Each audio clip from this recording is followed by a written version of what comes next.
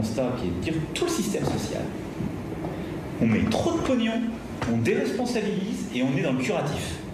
C'est qu'on doit mieux prévenir, ça nous coûtera moins ensemble. Et on doit mieux responsabiliser tous les acteurs.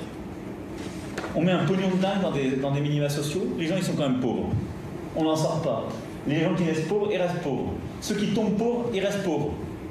On doit avoir un truc qui permet aux gens de s'en sortir. Christophe Barbier, explication de texte d'abord, avant le commentaire. Il a raison.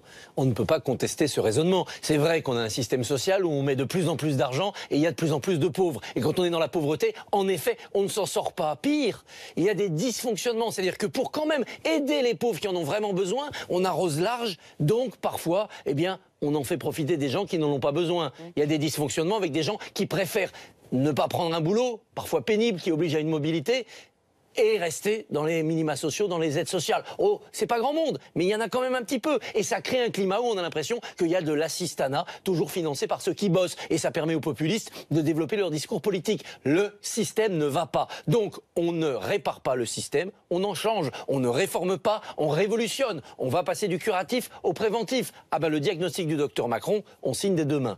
Maintenant, l'ordonnance du docteur Macron, on ne sait pas à quoi elle va ressembler. On le saura peut-être tout à l'heure. Mais vous qui êtes attaché quand même aux mots, dire un pognon de dingue, c'est quand même des mots qui... C'est ça qui choque aussi, c'est l'expression en elle-même. Mais il y a un pognon de dingue qui est mis là-dedans. C'est vrai que les dépenses sociales de la France, c'est énorme. C'est une grande part de notre PIB. C'est très bien parce que la solidarité, c'est un des piliers de la République. Mais chaque centime dépensé doit avoir un retour sur investissement. L'aide sociale, c'est un investissement pour sortir quelqu'un de la pauvreté et qu'il se remette à créer de la richesse. Bon, il y a 3 économistes qui ont demandé au président de la République un virage à gauche il y a quelques jours. Est-ce que...